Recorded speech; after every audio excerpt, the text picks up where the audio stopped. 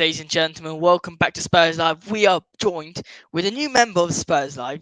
Very excited to announce him because this is someone who also is a journalist and very knowledgeable regarding Tottenham Hotspur. Let's welcome another Josh to the stream. Yes, Josh, how are you? How are you? I'm not too bad, man. Thank you very much. Thank you for having me on. I'm excited to be here now. No worries. Welcome to Spurs Live. It's gonna be a wicked stream. It's gonna be a wicked stream. We got a lot of content coming up for you.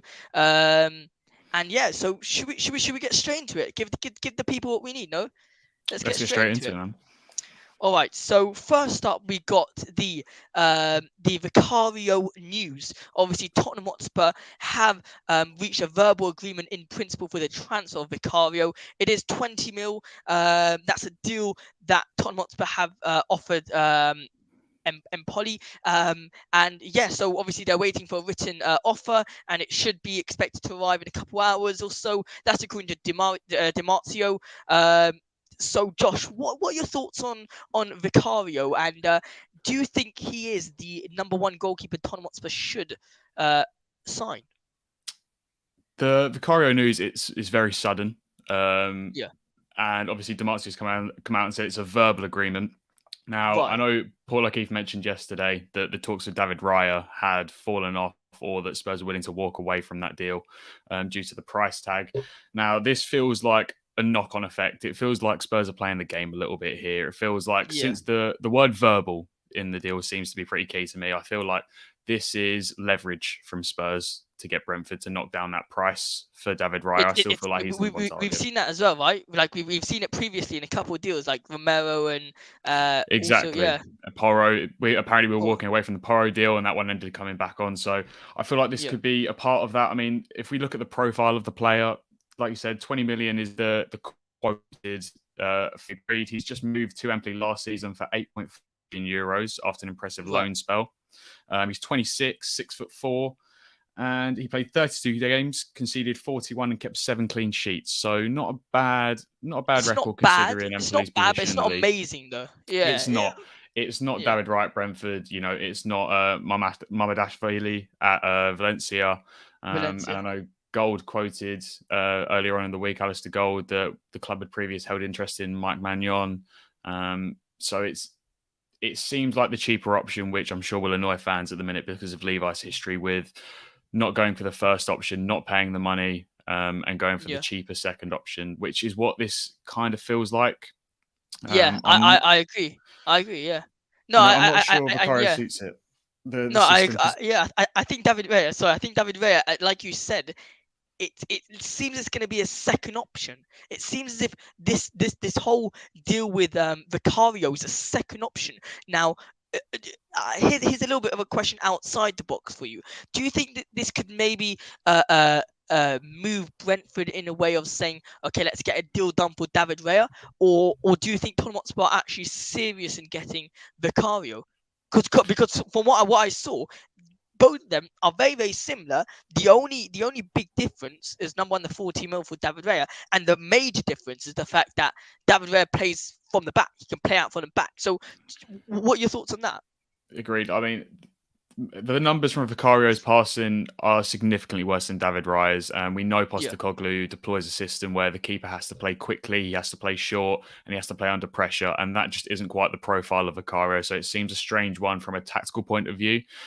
We know Spurs have implemented the data analysis of Brentford and Brighton and clubs like that, so whether they're seeing some numbers that will not to suggest that Vicario can play that role, maybe that's the case.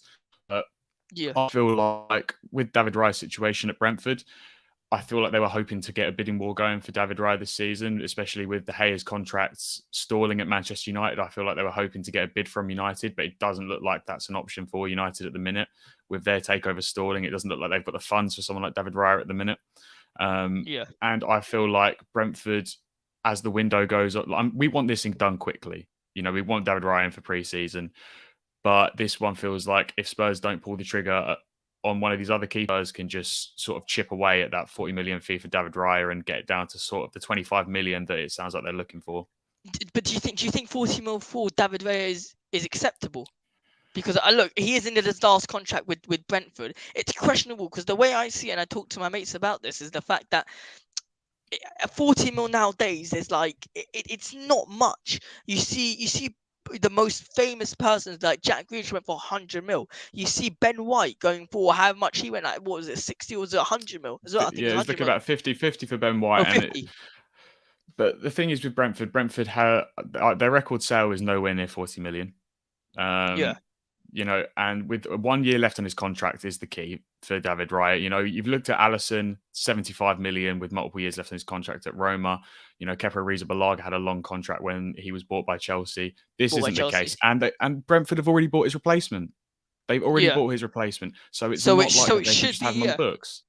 Exactly. It should mean that Tottenham Hotspur should be able to get this deal over the line because Brentford already bought in a replacement. If they didn't, so it would be a complete It different makes no sense for them to play hardball to keep David Raya for next season. There's no Yeah, space for him in the team. He's come out publicly and said that he wants to leave and that he he wants to wants move. Brentford to let him go. It makes no sense for him to be at the club next year, and it doesn't look like, other than Tottenham, there's any other suitors for David Raya at the minute. Yeah. But something I was scared about was the fact that we're going to react to this comment in a second. Is the fact that United? I said from the beginning, if Tottenham Hotspur don't secure this David Raya signing, I think plenty of teams will be going out for David Raya. You got obviously United, who. Let's be honest. If you got a chance to join Tottenham Hotspur or United, you're joining United. But I mean, Tottenham Hotspur need to get this deal over the line. I can't even say his name. Mamarsa Davashili is class. Personally, I'm not a big fan, but he's a proper keeper, 6'6", and is an easy option than Raya. I mean, yes, sure, but then you can obviously. What do you think of him? What do you think? My problem with that move is that, again, you're looking at the same sort of price as David Raya now, 40 million, Right. maybe a bit more. He is 23, but again, his passing ability, his short passing is steadily improving, as quoted Yeah. by some journalists, but his long passing's poor. Not that Ange Postecoglou likes his keeper to pass long anyway. He hates it, as we've seen with He Joe needs Hart at Celtic. back He from the hates back. it. A good shot stopper, good reflexes, but again, why take the risk when you've got Yeah. David Rice sitting there, Premier League proven? You know what you're getting from him, and you're getting that better passing now. And you don't have to implement him with the rest of the squad. I feel like there's going to be a lot of change at Tottenham Hotspur this season, and I feel like Yeah. to get David Raya in is one less thing that needs to take time to develop. I think he can come in Yeah. and do it straight away. Whereas I'm not convinced with these other two keepers that we're linked with that they can do that. Something that's important to notice is also he's a Premier League. He's been in the Premier League. He's experienced. But yeah, so obviously still waiting on a proper creative midfielder. Creative centre mid. Yeah, we don't really need more attackers. So Josh, I want to get for you with a question before we go on to these other comments. Okay, I went on to a different stream the other day, and I said that attackers should be on our mind, but not our top priority. In terms of attackers, where do you see Tottenham Hotspur in terms of signing attackers? Because if you think about it, Son is not on his game. Let's be honest, he was not on his game last season. Richarlison was not on his game last season. Danjuma's left. Moura's left. So and Perisic is going to leave. So all we're left with Son, Kane, Dejan Kulusevski, Richarlison, and potentially Puro who can play up top. But that's not really it. We're left with 4 attackers, one sitting on the bench. Do you think Tottenham Hotspur need to go and improve their attacking side as well, just not top priority, or should we just leave the attackers and focus more central midfield, central attacking midfield, defenders, goalkeepers? This is the thing. This is the massive problem that Spurs have got themselves in with their poor recruitment, is the fact that we had one of the worst defenses in the league last year. We conceded 63 goals. There are only 5 teams worse. But we were the 4th top scorers in the league. I think 3rd or 4th top scorers in the league. I think third, yeah. Yeah, I think so. And then with Kane, I don't expect Kane to leave this summer. I just think Daniel Liverpool, if we can't replace Kane this summer, and you can't lose 30 Premier League goals. I don't trust Richarlison to step up right now. I trust him to be better than he was last season. And I think eventually the idea is that Richarlison will take over from Kane eventually, because listen, Son and Kane, we all adore them. None of us want them to go anywhere. But Son's 31 and Kane's going to be 30, and they can't go on forever. Now, the problem is with this Saudi bid for Son, apparently 50 million is the starting price. Spurs won't accept anything less than 100. For a 31-year-old, if you're getting a high fee like that, it's something you should be able to consider. But Spurs are in a position now. You have to. But Spurs are in a position now where they can't consider a bid like that because they have no replacement lined up. I mean, they're looking at Harvey Barnes for 40. which Yeah. seems like a slight overpay for me for Barnes, considering he's a I championship agree. player. And looking at the right-hand side, you've got Dejan Kulusevski. He didn't have his greatest year last year. I mean, I still Yeah. expect Kulusevski to get back to his best, and he's a young player, and he'll learn from last year. And he's so versatile; he can play in that 10 and out wide. But then again, Danjuma not taking up the option for him. Didn't really get to see enough of him. When he did play, I liked it, but Yeah. didn't feel like he was ever going to get the opportunity. And now we've got, Alistair Gold saying that Spurs are looking for a young winger to come in and sort of play the understudy to someone like Son. So it looks like they're preparing for the future, but they've got themselves to a point where we need so much in defence, goalkeeper, and midfield reinforcements, where attack is going to be the last thing they look at. And it's something that's a massive problem because players are aging, players are running down their contracts. And there's a lot on the table, but I don't think we'll do anything about it this summer. Yeah, but then we say that, but yeah, every single time we come to a transfer window, we're again looking at the attackers. It's like every other report is about the attackers. Look, we got hit by Sakil Hariharan, sorry if I pronounced your name incorrect. By Tapsoba, Madison, Nelson, Ito, Arambat. Look, they're all class players. I just looked at Tapsoba. I want to get into Tapsoba. Is there anyone else before you want to get into before we move on to Tapsoba? Or maybe we can read this one just because it's David Raya related. I think Raya is great with his feet and exactly what we need. Yeah, I think there's not much to comment on that. I agree. I 100% agree. What are your thoughts on his? Yeah. He is what we need. And he's homegrown. That's the most important thing. Homegrown, because of his age at Blackburn, he's homegrown. We're dying for homegrown players. We've got players like Eric Dyer who take up a non-homegrown spot. It's been a struggle that we've had previously. We've got a load of players coming back to the club like Ndombele, Lo Celso, Hill that aren't homegrown. Spurs are massively struggling for homegrown spots, and that just it solves another problem just right there, that if you sign a keeper like Vicario or Marmash Vidali, that's another problem as well, is the homegrown spots, even though they aren't in Europe. And David Villa just simply solves it, and which is great. We need to buy players now before pre-season. Yep, 100% agree. Now let's move over to Tapsoba. Edmond Tapsoba, probably, Josh, if you agree with me, probably the talk of the day, the transfer of the day. After maybe Max Kilman's has been quietened down slightly, we've upped our game to try sign Edmond Tapsoba. Brilliant defender. Left central centre back. I'm pretty sure he plays as a three in a defence. Honestly, I was just looking at some of his games. He was incredible. He honestly is incredible. What have you got to say about Tapsoba? I really like this signing if it gets over the line. I think he brings a lot of what we need. So Fabrizio's obviously said that we started concrete contacts to be informed on him. He's been on the list for a long time, and he's keen on the move, which I think is really important. I really think this summer that we need players that want to be at the club and don't feel like they're doing us a favour. I feel like even when we had Conte at the club, Mourinho at the club, I'm sick of people coming to Tottenham and acting like they're doing us a favour by being there. I really want players and a manager that wants to be at the club. Now, Tapsoba, in terms of his profile, fantastic. Like right-footed, which I know everyone's dying for a left-footed centre-back, and I remember that's the only questionable act. I get that, but he does mainly play on the left side of a back four, out of possession for Leverkusen, and he has played across every position of the back three for Leverkusen previously. His progressive passes are 5.7 per 90. Progressive carries 1.4 per 90, which is some of the best in Europe in his position. 94th percentile for successful take-ons. He's fantastic in his one-on-one duels because his physical attributes are immense, which is something we're massively lacking with players like Eric Dyer and Davinson Sanchez. He would complement Aero beautifully in the back four, I feel. I think Tapsoba is a type of player that will fit perfectly into Tottenham Hotspur, and more specifically Ange Postecoglou's system. I think he would have definitely suited Conte more than, in my opinion, more than this current team with Ange. Well, we still haven't seen, but I think with Conte it would have been immense.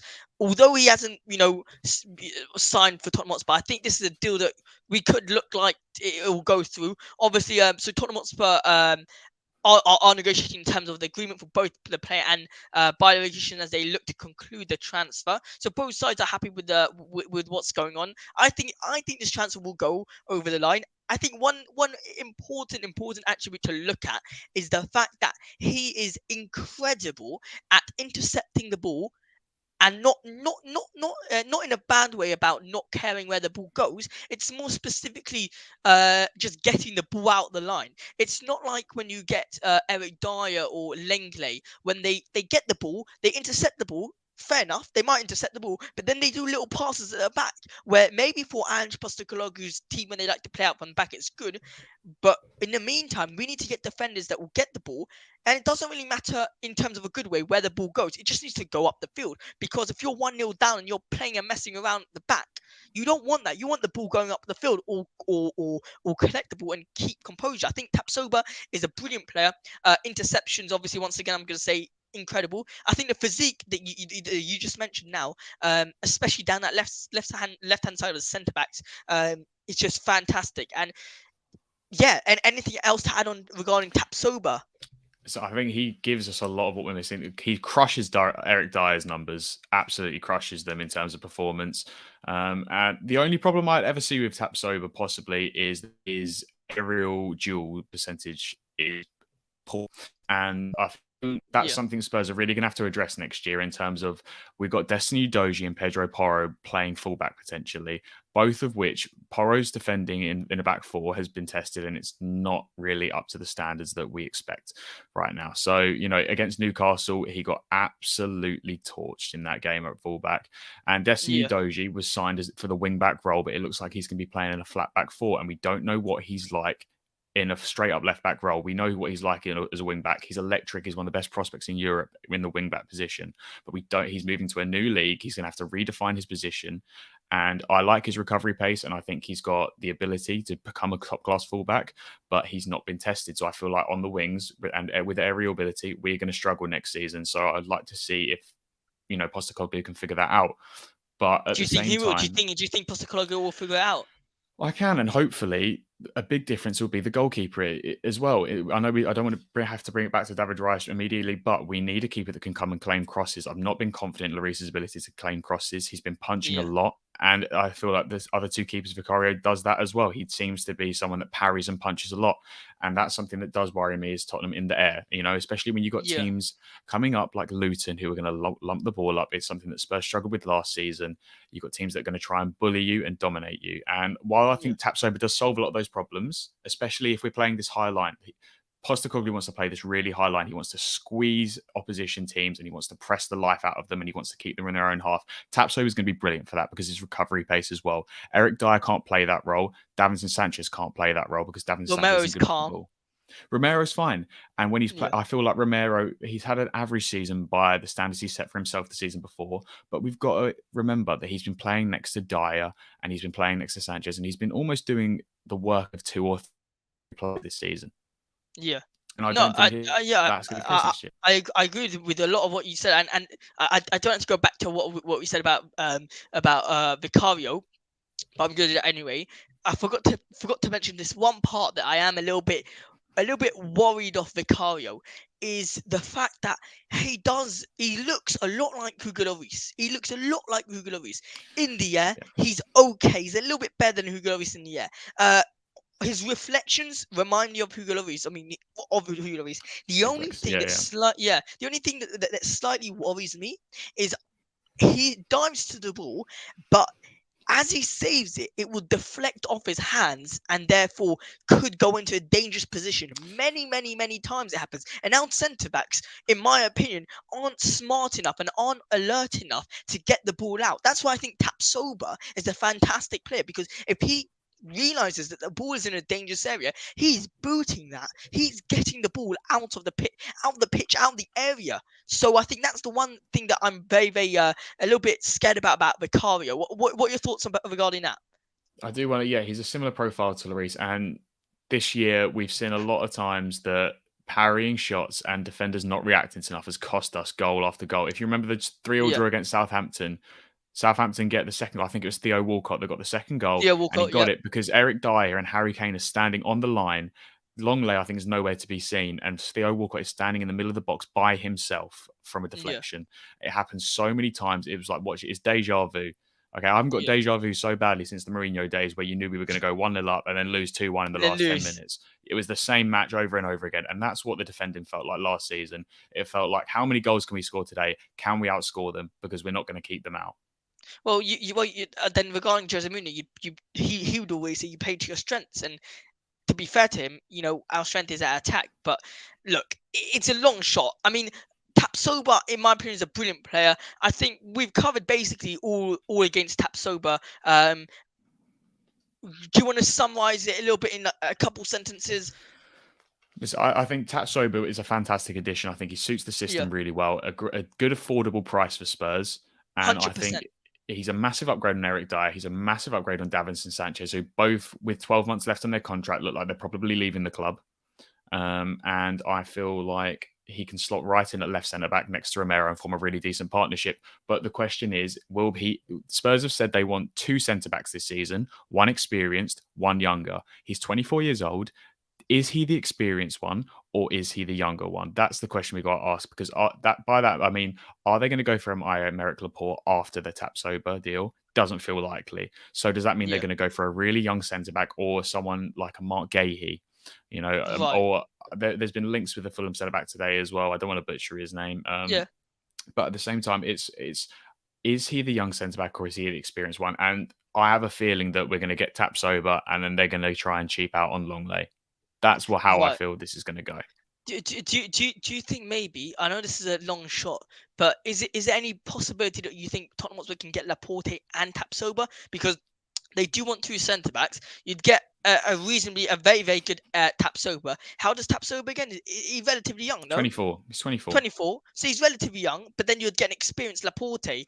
Would that be? Are you happy with that, or? I just feel like we're going to play a back 4. Postecoglou's never played a back 3. I feel like we're going to play a back 4. And if you sign Tapsoba, I don't think he signs without the guarantee that he's going to be starting the majority of games. And you're not going to drop Romero. Yeah. So there's only one slot left in that left centre back role. And I feel like if you get one, you can get one or the other with Laporte or Tapsoba. I don't think you can get both. I think you get one or the other and then a younger. Who are you getting? Who are you choosing, Tapsoba or Laporte? The dream is Laporte. Listen, Laporte is a world-class defender and he's out of favour at City. And I feel like they're a similar fee. I feel like you could get both for 40 million, 50 million. But at the end of the day, Laporte is 28, which means you probably get 3-4 years left of him. And does he want to be at Spurs? You've got Tapsoba who wants to be here, 4 years younger than Laporte. Yes, he's unproven. Yeah. If you want to challenge now or challenge for Champions League spots this year, you probably go Laporte. But I feel like this is going to be a year of pain at Tottenham anyway. Not that every 100%. Other year isn't pain, but I feel like this is going to be a really painful year of rebuilding. So I feel like if we're going to go young, we have to go for it and go young. I feel like the age of the squad is far too old now, and I do feel like we need to start getting younger. I think Tapsoba is the way to go. I mean, look, let's go through a couple of these comments because we need to say hello to a couple of the new guys. So Spurs related, big up yourselves. Thanks so much for joining. Appreciate it. They're slightly upset that we didn't get Raya, and it's a bit annoying, isn't it? I think we all are. I think it feels like classic Spurs all over again. It felt, it won't hurt as much as Dybala. That was the real killer, but it does feel again. I still get PTSD every time the summer comes around. I see a picture of him. But the thing is, we're always linked with him. For some reason, we're always linked with him. Every single summer. Johnny Orkin, big up yourself. I don't understand. Every year we back out of a really good player, but we need. I guess you can agree with that. David Raya is a player we really need. We haven't backed out. I agree with Josh here. I think this is a slight little what's the word? Like a way it's to leverage. I think we're getting leverage over Brentford here. It's literally leverage, 100% agree. And then Johnny says then we get a rubbish player. What else we got? Big up Josh and chat. Cheers, Chelsea fan. Johnny Orkin, big news. We agree a verbal agreement for the Poly keeper. Yep, we covered that. I think that is the highlight of the day. No, I mean verbal agreement. Whether that's true or not. No, I mean a DiMarzio is usually pretty reliable. When it comes, especially because this is an Italian keeper, he's Italian source. I feel like, but the verbal is the word that I'm hanging on to here. That this is why I feel like this deal is just, we're holding a gun to Brentford's head. We're saying, listen, we will walk from David Raya if you don't change the price. And I feel like there's more like twists and in this tale. To be honest, I feel like this isn't the end of the story with our keeper. And Lloris hasn't even gone yet. By the way, we still haven't even got him out the door. He said he wants to leave publicly. He's still not. We haven't got anyone out the door. What if he becomes our second keeper? I mean, and then Fraser Forster. What happens to Fraser Forster? You get me? Like, what happens to him then? I just Can he can't see it become our with the second way. keeper? I don't think he can. I think the wages are the thing that would prevent that, to be honest. And I feel like Lloris wants to see out the twilight of his career in France. He said that before, that he'd love to go back to France to see out the twilight of his career. And Fraser Forster's a decent backup. I like Fraser Forster. Yeah, Somehow I he's agree. ended up being our best signing from last year, which blows our mind that a backup free signing has been our best signing of the season. 100%. But I thought he was People were fine. saying Perisic, though. People were saying Perisic, but I mean, I don't know. It's questionable. It's questionable. He's been okay, but he was okay going forward, but defensively, Perisic, defensively shocking. you could tell that he played a lot of minutes for Spurs and Croatia last season with that World Cup, and he looked absolutely shot to pieces by the end of the season. Very, very true. Very true. Oscar, thanks for joining in. That is a bit of a kick in the teeth. Cheaper option for Levy. Yep, exactly like we said. Cheap option. Big up Josh, great stream tonight. Thank you so much. Now look, guys, we did read your comment section, the comments, and we did listen to you lot saying, you know, there's a verbal agreement. Josh, the verbal agreement, 17.2 mil pounds. What do you think that's okay? Is that a bit too much for Vicario, or you calm with that? Is that good for you? I mean, listen, like I said earlier, Empoli bought him for 8.5 million euros last summer. So he's only had a year there. He's 26. I just think if you're going to pay 20 million, 20 million euros for a keeper that's had one decent season in Italy. Maybe it's been better than decent, but a good season in Italy. Yeah, he's had a good season. I just feel like why not spend the extra 15 to 20 for Raya, regardless?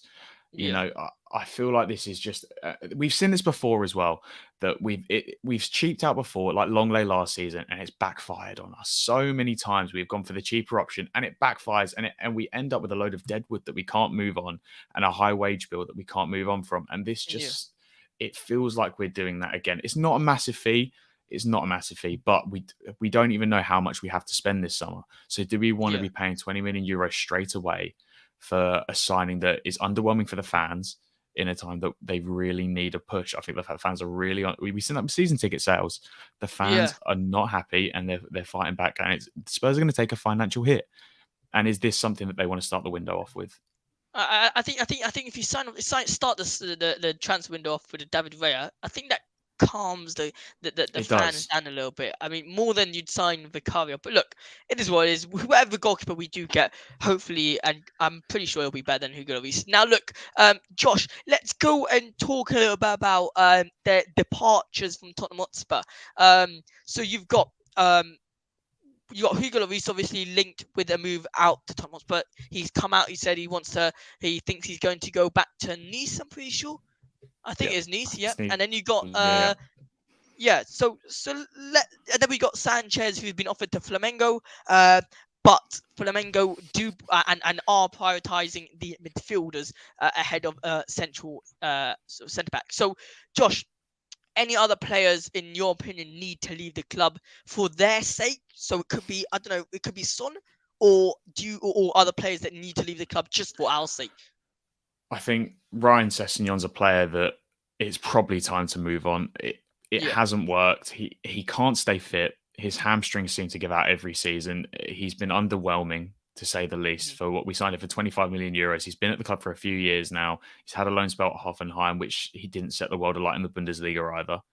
And now it feels like with Destiny Udogie and Ben Davies is probably going to be the cover for left back now. It's probably going to be Udogie and Davies next season. I don't really see where he gets the minutes, especially without European football. You know, there's not these European nights to give minutes away to squad players. I don't see where he gets the minutes unless they want to push him to the left wing slot. But then again, I just feel like he hasn't been explosive when we have watched him. He hasn't been taking on players. He hasn't shown any sort of attacking intent. I just don't think there's a place for him at the club anymore. And unless I feel like he gets loaned out this season. And if they can't find a loan for him, they try and move him on permanently if they can. Do you think that's best for him or best for the club? I think that's best for both. I think he doesn't serve a place. He doesn't have a place at Tottenham in terms of left back or left wing. And I feel like at his age, he's coming to a point now where he needs first team football to reignite his career, or he risks not. I think right now he could probably get a Premier League move, or at least a move to a foreign top 5 league.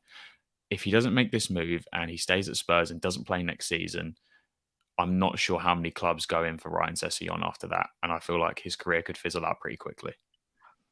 I agree. I think this is more to do with him, in my opinion. I think he's 23 years old. He still has a future. I mean, he has a mental. He can go. In my opinion, he can go to some maybe bottom Premier League teams and then improve there, because he's not going to improve in Tottenham Hotspur, in my opinion. I think you got Ndombele, who's going to be the main priority to improve in terms of that left back. And then whoever you do bring in, or if you do keep Perisic, which I highly doubt, then obviously he can learn from Perisic. But I think that left back situation is going to be and then you can learn from Davis as well.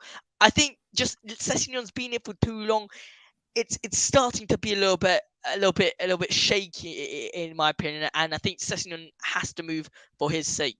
I do agree. I think it's time. To part ways. I think it's best for both. I think he still has a chance of getting a decent Premier League move to a lower to mid-table side, and Spurs could do with getting someone off the wage bill. But then again, I raise the same point. It's a homegrown player leaving. We can't keep losing homegrown players and not replacing them with some. I know we linked. You've seen the trend this year. Harvey Barnes, David Raya, James Maddison. Spurs do look to be addressing this homegrown problem, but is a pending issue that we really, especially if we're looking to get back into Europe, we need to address it. I think that should be an objective, a major objective of Tottenham Hotspur and the board that they want to be able to cover. Now, this is going to slightly help us. So there's been, obviously, Tottenham Hotspur have been hesitating over a deal for the Central's defender Clement Lenglet and started looking at other alternatives. I'm so happy with this. I think Clement Lenglet was a terrible signing. I don't rate the player at all. I think, if you ask any Barcelona fan who is their worst player, they will say Clement Lenglet. I mean, the wage bills of him is mental. It's crazy. And the fact is that Tottenham Hotspur, if they want, it's like what you said earlier, they're just looking for the cheap option. Clement Lenglet, in your opinion, what? Oh yeah, and also Lenglet, Barcelona were hoping to get Lenglet in part of an exchange deal for Lo Celso. But it doesn't look like Tottenham Hotspur don't want that. I mean, Josh, what are your thoughts on Clement Lenglet? I think a Lo Celso swap deal with money makes no sense to me. I think Barcelona have just signed Ilkay Gundogan. That's just been confirmed by Fabrizio. Just confirmed. I don't see where Lo Celso plays in that team anyway. Regardless, with Lenglet, I think his passing ability is the only thing that makes me think he could work in a Postecoglou system, because he's okay on the ball. But last season, even in a back three, his statistic numbers in the air weren't great. His interceptions were pretty poor. He's got no recovery pace, and Spurs are going to want to be playing a high line under Postecoglou. So I don't see how, if he can't play in a back three, he can play as one of the two centre backs in a flat back four with players like Udogie and Porro either side, who are going to leave you vulnerable to the counter attack because they want to be up the pitch. And at the same time, I feel like, but I can see it happening, because I can see Levi cheaping out and saying, listen, we can get him for peanuts later on in the window. I can see that happening. And if we can't get an alternative in, especially a homegrown alternative, I can see him pulling the trigger and getting Lenglet back in. But I don't really like the move, but I can see the appeal to Daniel Levi. But has Lenglet done enough this season, in your opinion, to keep him? I just don't. Not for me, really. We haven't seen it's not like we've seen the Lenglet from Sevilla or early Barcelona days where he was early unbelievable. Barca. Yeah, early Barca. His first season at Barca after that move from Sevilla, he was fantastic. We haven't seen that Lenglet. I don't think he's done enough to justify this season. He wasn't the worst defender at Spurs, but that's not exactly difficult. That is next to Eric Dyer or Davinson Sanchez. It's not hard. I play a Saturday league level. I reckon I could the same level as Clement Lenglet next to Eric Dyer and Davinson Sanchez. Look, I look like a giraffe when I play football. No, but look, it's true. I think as well, you can see the fact that Tottenham Hotspur, when they play three at the back, even if they play all three of their worst players, I'm gonna name them Sanchez, Lenglet, and Dyer, they are still shocking. Now, look, I want to move on to something that I'm sorry I didn't put in a private chat, by the way, beforehand. Is the the midfield situation. The midfield situation is a big situation for Tottenham Hotspur. It's a bit annoying because once again Tottenham Hotspur heavily linked with James Maddison, and it's looking like James Maddison prefers North London, but then he prefers Newcastle, then he prefers North London.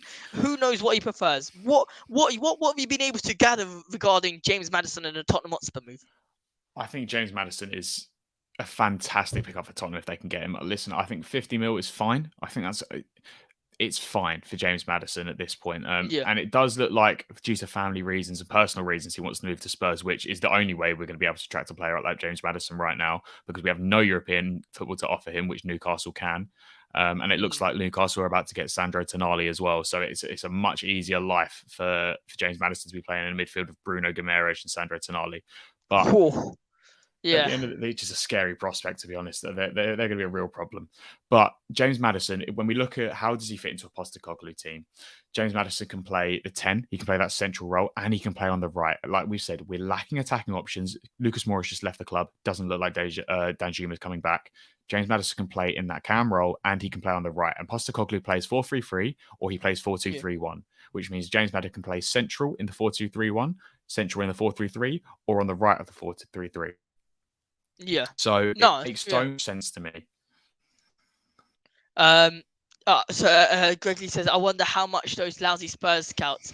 Look, it doesn't take a genius to know Maddison to Spurs is a perfect fit for us. Yeah. I don't know about how much is in it for him, but for us, it's a perfect fit. For us, it's a no-brainer. Honestly, I think James Maddison to us would make so much sense. I think if you think about it, though, for him, Newcastle is definitely going to be the one to go for. But the question that I keep on asking myself is James Maddison. How old is James Maddison exactly?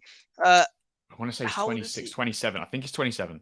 But I think he's either 26 turning 27. Yeah, so if he wants to play Champions 27. League, he hasn't played any European football yet. If he wants to play Champions, and if he wants to get in that England, there's a World Cup coming up. Gareth Southgate doesn't pick him as much as he probably should. Does a move to Newcastle playing Champions League football attracts Gareth Southgate more to put him in the team? Yeah. But then again, Gareth Southgate is known to love top six clubs. You know, Harry Maguire gets there every single time he gets in that England squad, despite not even starting for his own team. Yeah. Look, I mean, I think if James Maddison's definitely leaving Leicester City, but it just depends if it's to Newcastle to Tottenham Hotspur. Leicester's wish is for there to be a bidding war. It's looking like it's going to be one. Fabrizio came out and said that Newcastle want this sealed by the end of the week for James Maddison, and you know they've got an alternative in Szoboszlai from RB Leipzig, which you know it is will they won't they, and I think that's an alternative which I don't think we'd be willing to pay for, because it looks like Szoboszlai is in the region more of 70 to 80 million euros. Not something I have a feeling that this Maddison thing will get dragged out, and Newcastle hopefully will back out. And I think, but you know, Maddison with Kane, Son, and Kulusevski would just be magic. You know. Yeah, I agree. But the annoying thing is with Tottenham Hotspur, which I'm going to be interested with Ange Postecoglou, is to see how much he'll be able to take out of those attacking players, how much he'll be able to bring out those attacking players. Because I've said this again previously in the streams, is the fact that when Tottenham Hotspur now in Ange Postecoglou's new team, they're going to want to keep possession, and with the three in the midfield, it's going to, without transfers done, it's looking like it's going to be Bentancur, Højbjerg, and then Skippy, I'm guessing. But then until Bentancur comes back, it's probably going to be Skippy, it's like Pape, November, and then Bissouma, Bissouma. Yeah, so with Postecoglou's system, he plays a defensive midfield. He plays one pivot, the DM, and then he plays almost two high 8s or 10s, which Maddison's perfect for. But the Højbjerg does not fit any of the profiles in a Postecoglou midfield for me. I don't, and we've seen him linked to Bayern this week as well. We've seen him linked to Atletico Madrid as well. I think it's time. I think he's got 2 years left on his deal. Yeah. He's probably the most valuable, he's one of the higher value players in the team that Spurs can get money for right now. I think this would be a good time to part ways. I think he can get a move to a top side, And I think Spurs can get good money for him and reinvest it into positions that we more desperately need. Listen, we've got Basuma, we've got Skippy, Pape Sarr. I think will get a chance this season. Hopefully, I think we've seen. I think Pape Sarr will get way more game time this season as well. Yeah, I agree. Agreed. Skippy as well. I think Skippy, in my opinion, this is very controversial. It's a make or break season in my opinion for him. I think I just don't want another. We've seen it so many times with Harry Winks, Tom Carroll, Jake Livermore, Tom Huddleston, David Bentley. All them You not can trying. rattle off the English centre mids that have come to Spurs with high hopes and they have just stagnated and just left us with dead. And you don't forget as member as well. We've got the Celso coming back, Ndombele coming back. Ndombele. Ndombele is the one as well. Winksy as well, exactly. And we've got to move some of these players on pretty quickly because there's not space. But I think there is an opportunity for Højbjerg to leave and for us to get good money for him. And I don't know how you feel about Ndombele. Every year I delude myself with beliefs that we're going to get the Ndombele that we initially signed for. I love Tanguy Ndombele. I love Tanguy Ndombele. He's the most talented midfielder I've seen at Spurs since Moussa Dembele, which is heavy praise because Moussa Dembele was unbelievable. Unreal, But we have seen Ndombele do great things on the ball, but his attitude and his laziness when it comes to tracking back his defensive number, it's awful. And it's Napoli. It's happened again this season at Napoli. He is a league champion with Napoli, but most of his appearances were off the bench. Whenever he started, he was subbed off pretty early on in most second halves, and he came off the bench again for most of the season. So it looks like no one else wants him. I don't think we can get even near the fee we paid. I don't think we get near half the fee we paid for him. And it's looking like Postecoglou is going to have the chance to look him in pre-season and see if he's willing to repay us. I pray Postecoglou is able to get something out of him. I think he can as well. If you think about it, though, let's try to be positive for a second. Yeah, I hate doing this every single year. I do this about one player in particular, whether it's Richarlison, from last year, or whether it's now Ndombele. The fact of the matter is, if you think about it, Ndombele, ball carrier, similar to Eriksen, doesn't really defend as much though. But if we don't sign a James Maddison, if we don't sign a cam position, I think Ndombele is literally our last option because he will have to play in a central midfielder position. Whether or not Højbjerg does play in a central midfield or a CDM, it will matter. And I think Ndombele as well, whether or not he will be able to perform, his attitude is the main attribute that will determine whether his future at Tottenham Hotspur is at stake or whether he's going to continue. It depends. I think Ndombele as well, brilliant midfielder though, brilliant. It's a shame that his attitude stinks. It really is. It really is. He's so talented. It's so clear as how talented that man is. Honestly, the things he does to top class midfielders. I remember a game against Chelsea in his I think it was his first or second season, just embarrassing N'Golo Kante with some of his turns and some of his touches. And it's glimpses like that you can see it. And that was when he was playing in the higher role in the Conte system. We were playing the sort of 3-5-2 system with Sonny and Kane up front and Ndombele in just behind, where he doesn't have to do much defensive work. But I just think with Postecoglou's system, he wants 2 attacking midfielders and he wants 1 defensive pivot to do all the work. Højbjerg is more of a box-to-box player nowadays. We've seen it in the Conte system. He's much more of a box-to-box player. He plays in between the 2 roles that Postecoglou wants. His progressive pass numbers aren't fantastic. Most of the team's progressive pass numbers aren't fantastic, but his progressive carries are pretty poor. And he plays a lot of sideways and backwards passes, and we've seen it in Postecoglou. Yeah, we've seen it in Postecoglou's. I don't know if you've seen the videos. He hates it. He hates his players playing sideways and backwards. He hates short passes from midfielders, and I think he will absolutely. I think if he sees Højbjerg play 90 minutes for Spurs, I think he'd be tearing his hair out because I just don't see how Højbjerg fits into our system. There's no way he'll be able to take Sanchez on as well. Mate, if Sanchez starts for Tottenham Hotspur, Postecoglou is going to lose his mind. The back passes as well that comes from Sanchez, skip. Winks. Winks. All a very similar profile of player. A very similar profile of player. I agree. You're right. So look, I think there's one more last topic we're going to talk about. Josh, if you got anything else to add, you're more than welcome. I think we got one last topic to talk about. And that is something that's already happened, but it's something more to do with the football in general. And I think it's important for us to cover this topic. It's regarding Saudi Arabia and Son Heung-Min. Look, I don't want to really focus. I want to focus a bit on the Tottenham side, but in football in general about this, because I think this is a matter that is important to be addressed. We're getting now Saudi Arabia to be signing plenty of top high quality players such as N'Golo Kante, Benzema, Cristiano Ronaldo as last year, Kadio Koulibaly, Hakim Ziyech, who else? N'Golo Kante as well. Now, well, Ruben Neves is the big one. Ruben Neves is the big one. As well. A player that's not even in his prime yet. He's approaching his prime. He tips for a move to Barcelona or at least a Champions League club, and he's signed his best years away. Yeah, I mean, look, it just shows how much money can take off your career in a way. I mean, what's your thoughts on this whole Saudi Arabia take? I think, in my opinion, I think it's okay.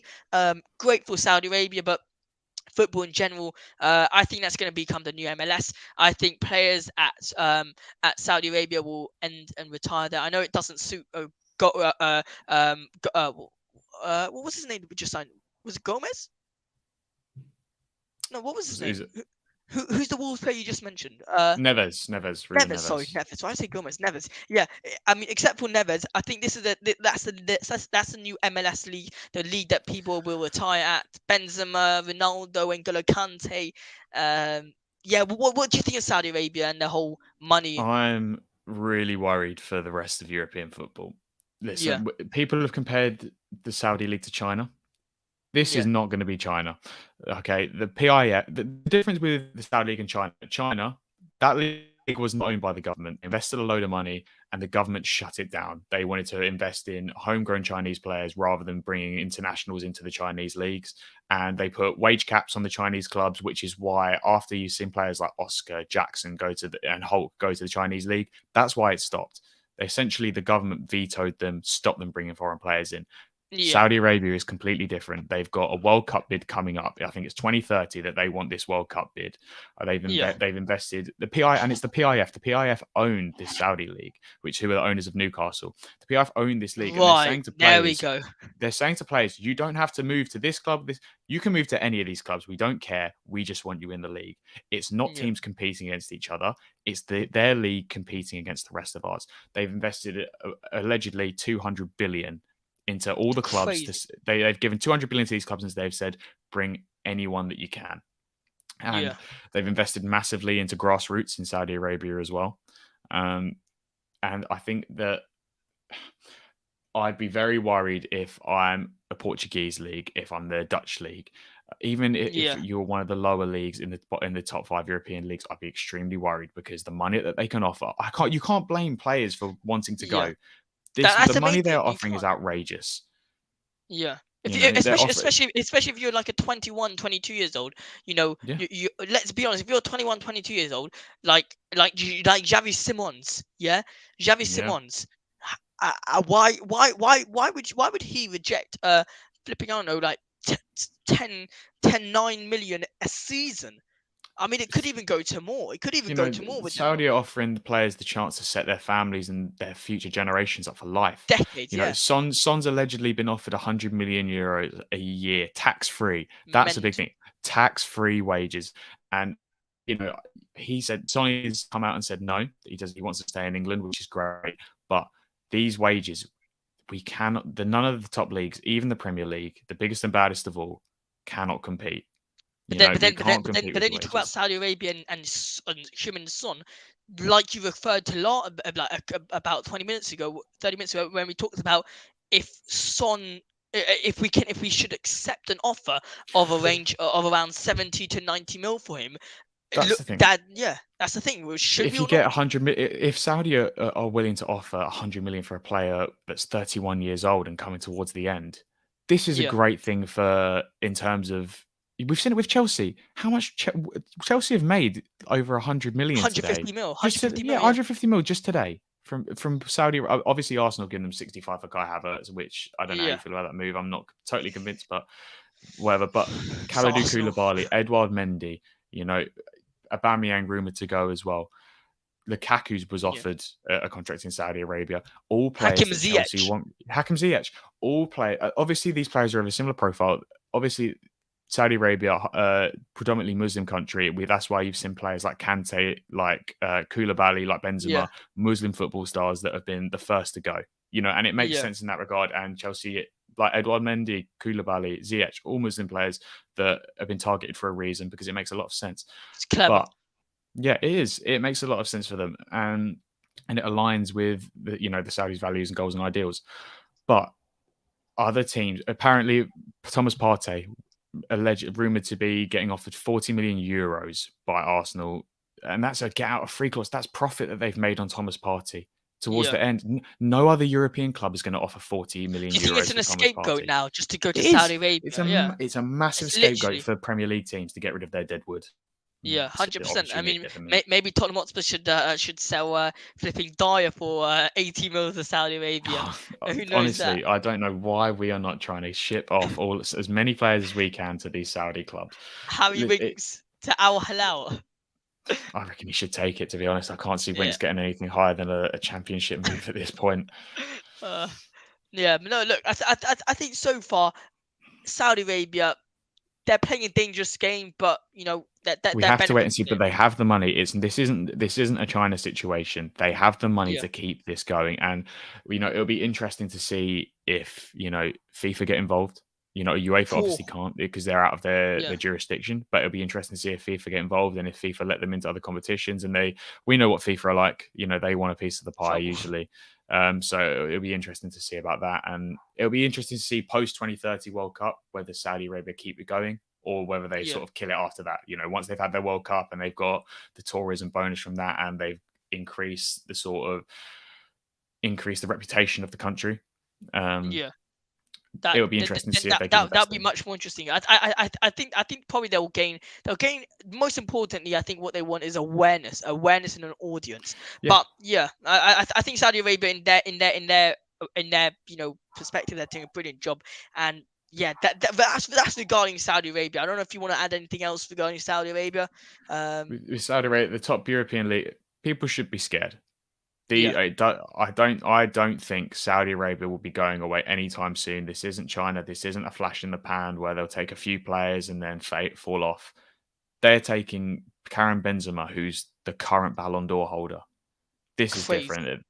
They're here and they're here to make a statement. They're here to stay, and we'll see how things work with Chelsea and their involvement with the PIF, because obviously they're invested in Clear Lake, who are the owners of Chelsea. They have investments in Newcastle. So we'll have to see in terms of, are the financial fair plays all adding up, and, what will be the repercussions of this. But Yeah. they're here and they're here in a big way.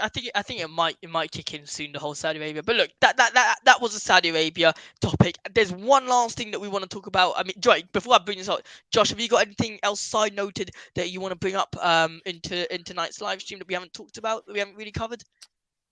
Not, I don't think so. In terms of incomings, outgoings, absolutely fine. Yeah. So look, I got one yeah. more thing that we can talk about. Just to nicely end this live on a player that, in my opinion, most Tottenham Hotspur fans love. Although we barely seen him. He's been at the club for around 2 years, 2 years, something like that. We haven't seen him. It's Jed Spence. I mean, Jed Spence is wanting to impress Ange Postecoglou because of his attacking style. So I'm going to read the report from Alistair Gold. Tottenham Hotspur wing-back Jed Spence is desperate to impress a more attacking coach in Postecoglou and push his way into the team rather than head straight out on a loan again. Jed Spence, in or out? Should he go for a loan, or should he try and impress Postecoglou and fight for a spot ahead of Porro, ahead of Emerson Royale? Listen, I have no doubt that Jed Spence will try to impress this pre-season. I think he'll get the opportunity to do that on the Australian tour. He's a very attacking player. Again, he hasn't played a lot in the right-back position. He was signed primarily as a wing-back when we had Conte and we were playing that three-back formation. His natural role isn't right-back. He hasn't played a lot of it. Similar to Porro, though. But Emerson's probably the favourite to be starting right now, because he is the only one out of the three that's experienced at right back. Right back. Yeah. And maybe there is a space for Jed Spence, depending on if Pro can't play right back. There's a lot of shouts for him to play right wing, and I think he has the attributes and capabilities to play right wing as the backup to get Dejan Kulusevski. Yeah. So maybe there is a space for Jed Spence, and obviously he's homegrown, so that's great. But I have a feeling that he might end up wanting another loan spot. If Postecoglou says to him, listen, you're going to get the backup minutes. And like I said again, I'll reiterate, we got no Europe. There isn't backup Right. minutes to hand out like there was in previous You only got seasons. the FA There's the Cup or FA Carabao Cup, Cup. League Cup. Exactly. You got the FA and League Cup, and that's all you've got. And Spurs are desperate for a trophy. They can't go weak in those competitions now. They can't. The stretch is going on too long, especially with West Ham like winning the cup. That was a killer. That was one of the worst That nights was of my life horrible. That recently. was That was horrible. horrific. We That was cannot really bad. allow this run to continue because I can't. I've got a couple of mates that are West Ham fans, and What I am bloody getting hell. sick of it. I'm getting sick of them asking me to put my trophies on the table. Yeah. So, but I Look, just don't know yeah. if the minutes. I don't know if the minutes are there for Spence. I don't know. We don't know if he has the capabilities to play in a back four, and Yeah. his spell in France with Rennes uninspiring. It was But it was okay, it was not the most okay. inspiring. But I think he can have Premier League clubs after him. This if he wants a loan, I think there will be Premier Go League to clubs Premier League, yeah. interested. I think Like if it is a loan, Prem has to be the one. But I think something that is important for us to look at is the fact that let's put us in two situations. One situation is we need to defend. We want to start a game off defensively, start the game off in a regular way with everyone in their perfect positions. You are starting Emerson Royale. If Ange Postecoglou is 1-0 down, you're bringing on Pedro Porro. So in what situation exactly is he going to bring this Jed is the thing. Spence? Well, if you're He's not going to 3-0 play up it, bro. against Brighton. That's a question. Yeah, go on. I agree. He's not going to play ahead of Porro because if you want an attacking fullback, Porro is better than Spence. He's shown that. Yeah. He's got Porro's attacking numbers this season have been fantastic since he signed. His goal contribution numbers have been fantastic. And Emerson is much better defensively and he's a more natural fit for that right back spot. The only way I can see Spence getting any time is if we sell one of the other fullbacks. And primarily I'm looking at Emerson Royale. I know we wanted him, we hounded him out, but basically in the first half of the season, but he had a really decent second half spell. He had a great second half spell. And we know there's been interest in the past from clubs like Atletico Madrid. And I feel like Emerson Royale is a player that we can get a decent for again this summer if we wanted to. And I feel like if we need to raise funds, players like Højbjerg, players like Emerson are the only ones that have really any sort of concrete interest for them that can get us a substantial fee. So if Emerson goes, I can see it happening, but I just don't know if I see Emerson leaving the club this season because we just don't have a defensive think he right back. will. Yeah, because that's our only defensive right back. Emerson Royale is literally our only defensive right back. If we want to go to attacking formation, we have to pay Pedro Porro. I agree with you in the fact that if we do want to sign, if we do want Jed Spence to go out on a loan, I'm hoping Levy or Postecoglou will transfer the player to a Premier League side, ideally a Luton Town team. I think you do better. I'm looking at Crystal Palace. They've got Joel Ward as their starting right back right now. They're in desperate need of a right back. Yeah. They've been linked with Aaron Wan-Bissaka. I don't think they're going to get him from United this season because I think the fee will be too high. They can't go into the season with Joel Ward. They can't. They need a right back. I think. Do you not think like a lower side team would make Jed Spence not stand out more, but take more on himself? The fact is that he'll be the main player, like at Forest, for example. What? Yeah, go on. Sorry. Yeah. Sorry. Yeah, but I think Forest could be an option. There was links to him going on loan to Forest last year. I think that could be a decent option. Yeah, the fans they play a back three system. system. Forest fans will love that as well. Yeah, they will. They'll love it. Cooper said that to be playing a back three system still. Serge Aurier, I don't know if he's still at the club. He had a decent season last year, but I think Jed Spence can get a decent amount of minutes in that Forest side. Again, at Palace side, and there'll be other options. I think there will be plenty of Premier League clubs gunning for Jed Spence if he becomes available this summer. Yeah, no, spot on. All right, I think we've covered all of it. Josh, thank you so much for coming. Unbelievable debut, unbelievable. Guys, this is the latest member of the Spurs Live team. Honestly, Josh, it was a pleasure having you on, and I'm looking forward to what the future holds. It's going to be wicked. Yeah, it was a pleasure to be on, mate. Thank you for having me on. It's really great to be joining the team. I had a lot of fun. I think it was a great stream, and I'm really excited for the next one. Big up, big up. All right, guys, thanks so much. I can't even speak now. Thanks so much for the comments. Honestly, you lot have absolutely smashed it today. We just hit 1,040 subscribers, so appreciate it all. Josh and I will be back, so it'll be the Joshers. That's a bit cringe, but the Joshers will be back another time. We're gonna ideally try to do 2 live streams a week, and pump out some content for you lot. Josh and I are going to absolutely smash it. Spurs Live, we're back on the grind. Thanks so much for joining. We appreciate you. Come on, you Spurs. Have a good one. Hang on, let me get the outro in. There.